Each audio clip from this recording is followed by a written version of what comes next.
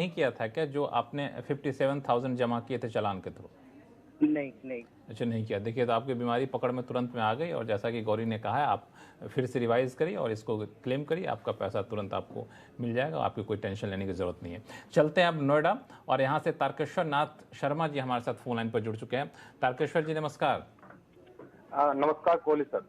कोहली मेरा साहब एक ने, मेरा सवाल है नाम सर लक्ष्मण आपसे। राय, और आज आपके सवालों का जवाब देने के लिए हाँ हमारे जी साथ जी हैं जी जी। जानी मानी टैक्स एक्सपर्ट गौरी चड्ढा, है ना? तो आप जी सवाल जी बताएं, जी। आपका जवाब सटीक मिलेगा। जी सर, जी सर।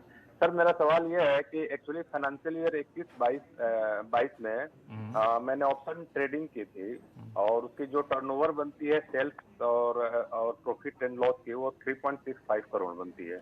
ठीक है। और उसमें मुझे एक ह्यूज लॉस लगा हुआ है 17 लाख की, 17 लाख की, जो कि पुराने प्रोविजन के अनुसार टैक्स ऑडिट में मतलब फाल करता है। लेकिन अभी जो रिसेंटली मैं देख रहा था कि आईसीआई की कोई गाइडलाइंस आई है, उसके अनुसार अब सिर्फ प्रॉफिट एंड लॉस का जो एब्सोल्यूट फिगर है उसी को टर्नओवर माना जाएगा। अच्छा।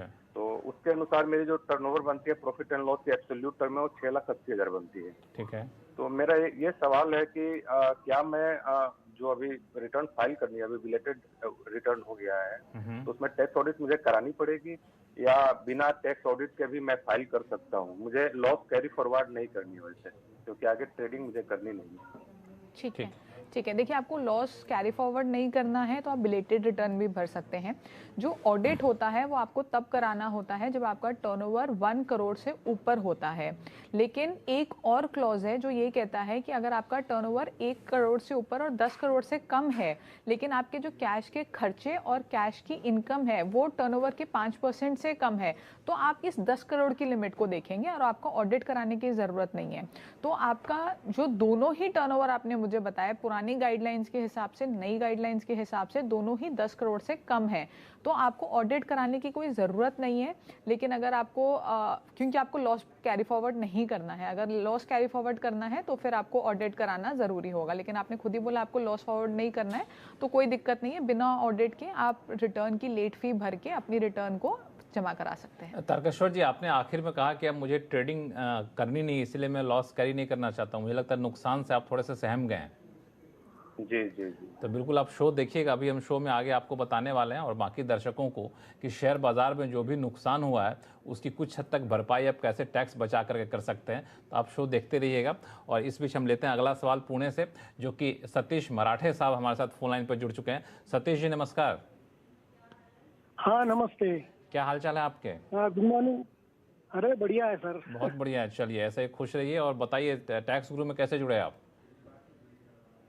टैक्स गुरु तो हम काफी पुराने इसके हुए हैं। अरे वाह, श्रोता हैं। हाँ, आज क्या पूछना चाहते हैं?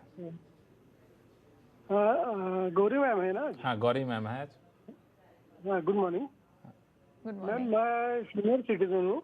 अच्छा। और शेयर ट्रेडिंग मेरा हॉबी है एक्चुअल में। अरे वाह। तो फाइनेंशियल ईयर 2021 का हमने ITR 3 फाइल किया, तो उसका उन्होंने प्रोसेसिंग किया और 560 रुपीज का डिमांड निकला, जो हमने इमीडिएटली पे कर दिया। मतलब दैट वाज ऑन 25 मई।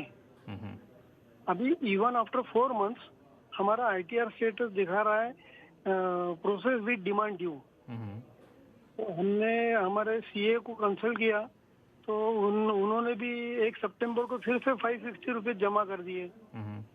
तो लेकिन फिर भी 1 सितंबर को भी अभी 1 महीना होने को आया, तो there is no change in status.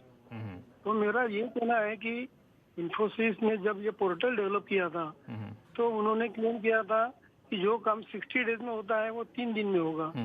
लेकिन यहाँ पर तो सब उल्टा पुल्टा दिख रहा है काम। नहीं, सारा उल्टा पुल्टा नहीं होगा, सब ठीक हो जाएगा, आप चिंता ना करें। और आपको क्या करना है, गौरी हैं, बताएंगे गौरी? आपके लिए सवाल बचा कर रखे हो, तो पूछा उन्होंने गौरी हैं क्या, उसके बाद सवाल पूछा उन्होंने, बताइए। मैं बता देती हूँ। बिल्कुल, आपको टेंशन लेने की कोई ज़रूरत नहीं है।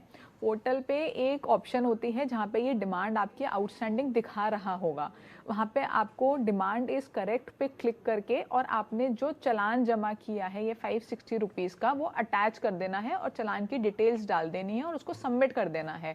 उसके बाद आपकी हेडेक खत्म हो जाती है। आपका डिमांड वो रिटर्न प्रोसेस विद डिमांड दिखा रहा है या नहीं दिखा रहा, आपको टेंशन लेने की जरूरत नहीं है। लेकिन ये काम कर दीजिएगा, जहां पे वो डिमांड आ रही है वहां पे अग्री विद डिमांड करके इस चालान को अटैच जरूर कर दीजिएगा, उसके बाद आपकी कोई हेडेक नहीं है। लेकिन अगर आपने ये नहीं किया है, हो सकता है इस वजह से वो डिमांड दिखा रहा है, आपको बार बार पे करने की जरूरत नहीं है। आप बार बार पे करते रहेंगे उससे कुछ होगा नहीं, तो आप ये कर दीजिए और उसके बाद भूल जाइए कि आपकी कोई डिमांड थी। बिल्कुल, आप की समस्या दुरुस्त हो गई, आप चिंता ना करें और इन्फोसिस जो कर रहे हो अपना करेंगे, उनके ऊपर जिम्मेदारी उसको निभाएंगे वो, लेकिन आपकी समस्या दूर हो जाएगी। टैक्स गुरु इसकी गारंटी जरूर लेता है। मुझे लगता है कई लोग अभी जो सवाल पूछ रहे हैं जो शेयर बाजार के ट्रेडर रहे हैं, इन्होंने कहा भी शेयर बाजार के ट्रेडिंग करना इनका हॉबी रहा है, तो हमें लगता है दर्शकों को बता देना चाहिए कि शेयर बाजार जो गिर रहा है घबराएं नहीं, टैक्स गुरु आपके लिए कुछ हद तक ये टैक्स बचा करके इस नुकसान की भरपाई करने के तरीके बताएगा। लेकिन फिलहाल वक्त है छोटे से ब्रेक का, ब्रेक के बाद ये तरीका आपको बताएंगे।